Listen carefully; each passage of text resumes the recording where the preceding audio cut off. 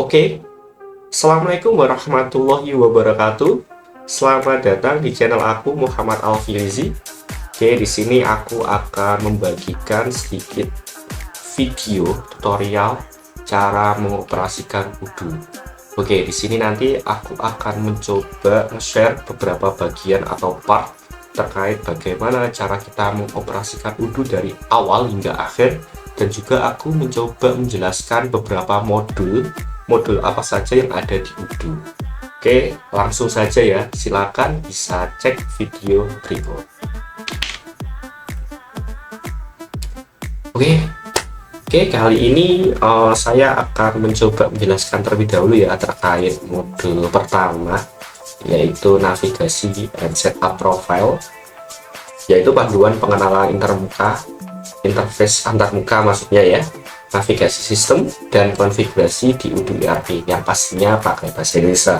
Jadi nanti kalau ada penjelasan saya yang kurang atau nanti ada yang mungkin ada kesalahan kata atau informasi, mohon bisa dibetulkan ya di kolom komentar biar nanti kita bisa mencoba berkembang bersama-sama.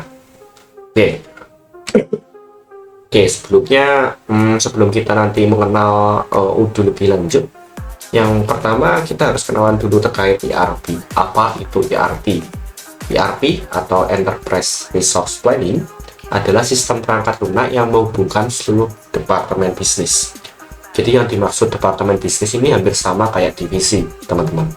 Nanti ada divisi penjualan, pembelian, gudang, keuangan, HRD, dan lain sebagainya, yang mana nanti bakalan terpusat ke dalam satu sistem yang sama atau database yang sama kayak gitu. Dan ERP ini jadi kita nggak perlu repot-repot bikin aplikasi satu-satu kayak gitu. Kayak contohnya aplikasi accounting sendiri, aplikasi inventaris sendiri, stock option sendiri, dan lain sebagainya. Jadi di dalam ERP nanti udah satu kesatuan dan terintegrasi satu sama lain. Dan selanjutnya mengapa kok saya mencoba ini ya, memberikan video terkait mengapa Odoo ya. Jadi ini video tutorialnya ERP-nya khusus Odoo ya teman-teman ya. Yang mana yang pertama modularitasnya tinggi, bisa dimulai dari satu modul terlebih dahulu. Jadi contohnya nih, misal kita masuk ke kasir atau invoicing terlebih dahulu. Oke, nggak apa-apa, kita install satu modul dulu, baru nanti seiring bertambahnya atau berkembangnya bisnis kita ya, mungkin ada divisi tambahan, inventory atau purchasing, nanti bisa kita tambahkan, kita install modul lainnya gitu. Terus yang kedua, UI-nya modern dan mungkin ya ini mudah dipelajari ya. Mungkin nanti kita coba belajar bareng-bareng ya di sini ya. Silakan kalau ada pertanyaan bisa diinfokan ke saya juga, nanti kita belajar bareng-bareng. Terus tampilannya jauh lebih ramah pengguna. Dan yang ketiga, efisiensi biaya. Karena Odoo di sini open source ya teman-teman ya, yang versi community ya. Yang versi community itu open source dan dapat digunakan secara gratis tanpa biaya lisensi bulanan per user. Dan sepertinya ini mungkin sangat cocok untuk UMKM Indonesia. Oke. Terus part 1 ya. Jadi di video ini kita bakal mecah ya satu modul beberapa part gitu ya. Part 1 yaitu Community versus Enterprise. Dan mengapa di tutorial ini kita menggunakan Community Edition. Oke. Secara perbandingan fitur utama, yang pertama yang pasti Odoo Community, yaitu biayanya 100% gratis. Lisensinya under open source LGPL versi 3. Nanti bisa dibaca sendiri di website resminya Odoo. Lalu keunggulannya tidak ada biaya bulanan per usernya atau per penggunanya. Mencakup modul inti yaitu sales, purchase, inventory, invoicing, CRM, dan SR gitu. Nah, jadi ini ideal banget ya untuk UMKM dan perusahaan berkembang yang ingin efisiensi tanpa beban lisensi perangkat lunak. Nah, untuk Odoo Enterprise ini biayanya berlangganan ya, pastinya ya, subscription per user per bulan. Keunggulannya fitur tambahan seperti Odoo Studio, accounting yang lengkap, mobile app, dan support resmi pastinya. Nah, kalau Odoo Enterprise ini cocok untuk perusahaan skala besar dengan kebutuhan kustomisasi yang kompleks tanpa tim teknis internal lah gitu. Jadi bisa dibandingkan ya. Nanti bisa coba cek di ini di website resminya. Oke, terus ini ya keuntungan utamanya kenapa pakai Odoo Community. Ya, yang pertama tadi udah saya coba jelaskan terkait bebas biaya lisensi, yaitu penghematan operasional signifikan karena dapat digunakan oleh jumlah pengguna tak terbatas. Ekosistem modulnya melimpah digunakan atau didukung oleh ribuan modul gratis dari Odoo Community Association untuk kebutuhan spesifik. Nah, nanti coba ya teman-teman bisa kunjungi website apps.odoo.com. Nah, ini nanti ada banyak banget modul Odoo apps yang dijual di sana, baik yang secara gratis maupun yang berbayar. Silakan bisa cari sendiri. Nah, kontrol penuh data itu yang ketiga, yaitu sistem dapat di-host sendiri di server lokal maupun VPS sesuai dengan standar keamanan internal perusahaannya. Oke, kayak gitu. Terus ini ada beberapa cara akses Odoo. Yang pertama, install Odoo di lokal sesuai dengan OS-nya. Bisa dicoba cek ya di odoo.com. Nanti kalau teman-teman pakai Windows, berarti download versi Windows.exe. Yang versi Linux juga ada, versi Mac juga ada, kayak gitu. Terus yang kedua, install Odoo di lokal menggunakan Docker. Nah, untuk study case kali ini saya menggunakan cara yang kedua, menggunakan Docker. Karena ini lebih simple ya. Jadi nanti tinggal kita pull Docker image-nya, yaitu Odoo 18 dan juga PostgreSQL-nya. Terus yang ketiga, akses odoo.com. Nah, disitu nanti kalau pengen menggunakan secara free enterprise, disitu nanti juga ada ya. Cuman ada ketentuannya, bisa dicek sendiri. Terus yang keempat, akses via runboot. Nah, yang runboot ini mungkin semacam ini ya, Odoo versi RND-nya mungkin ya. Jadi di situ nanti bisa dicoba cek runbootnya. Terus kita bisa akses Odoo Enterprise yang benar-benar free. Tapi kita nggak tahu ya, di situ nanti ada banyak banget pengguna yang menggunakan ini ya, Odoo-nya. Karena ini bakal di-hosting secara luas kayak gitu. Oke ya. Oke, langkah selanjutnya kita bakal siap belajar part 2. Nah, yang part 2 ini kita akan membahas mengenai antarmuka dan navigasi. Oke, mungkin di part 1 ini saya coba menjelaskan terkait Odoo terlebih dahulu ya. Oke, nah sini ya untuk website Odoo-nya, silakan kalau mau nyoba-nyoba cari-cari bisa dicek di sini, ada harganya juga. Nah, di harganya ini ada yang free ya, satu aplikasi gratis, satu apps user tanpa batas untuk online.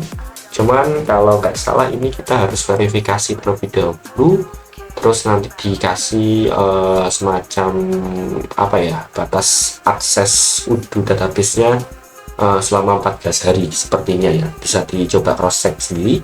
Terus ini ada standar. Untuk yang standar dan custom ini silakan bisa coba-coba. Soalnya ini nanti bakal ada ini ya, hubungannya sama subscription gitu. Terus di sini nanti kalau kita mulai nanti bisa kita coba-coba aja. Nah, ini yang mau kita install modulnya apa saja kayak gitu.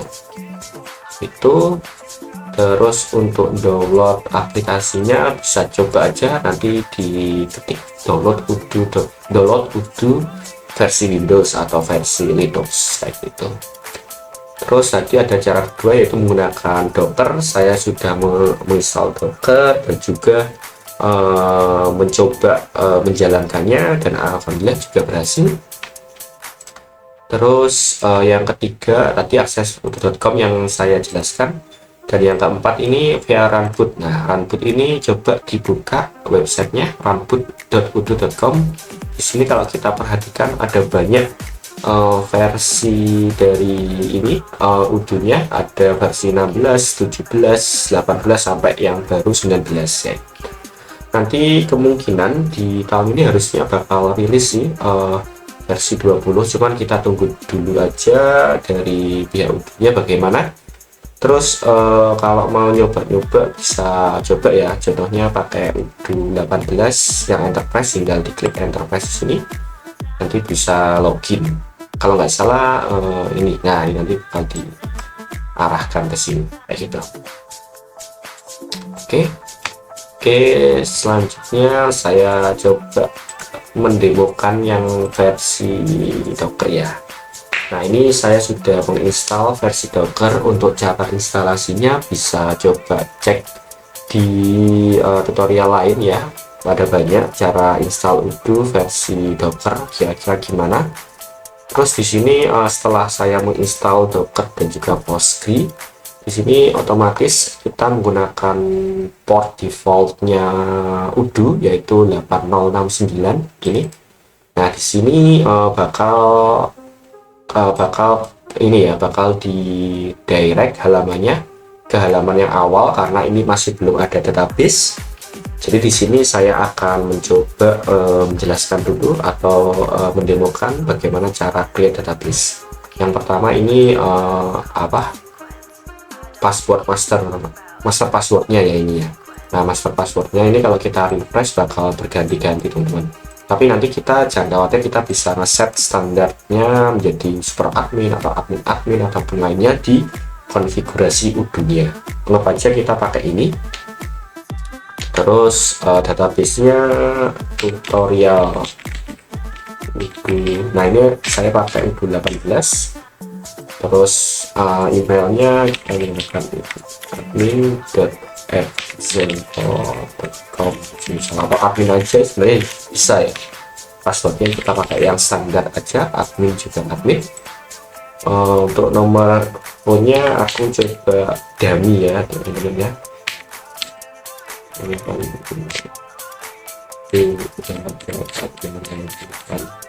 oke. Nah, untuk language-nya ini kalau teman-teman pakai bahasa Indonesia persilakan. Nah, saya coba pakai yang English ya, standarnya dari Udo. Country-nya Indonesia. Nah, di sini ada tulisan demo data ya teman-teman. Demo data ini kalau kita checklist nanti bakal ada otomatis dibuatkan data-data dummy yang sudah di ini ya, sudah disiapkan sama Udo. Nah, contohnya usernya itu siapa, terus nanti ada produknya dan transaksi lainnya kalau kita checklist. Tapi kalau kita nggak checklist nanti bakal otomatis bukan hilang ya, tapi otomatis nggak ada gitu. Kita harus buat dari awal gitu. Oke, untuk yang pertama kita nggak usah, kita checklist aja lalu kita create database. Oke, setelah itu kita coba tunggu.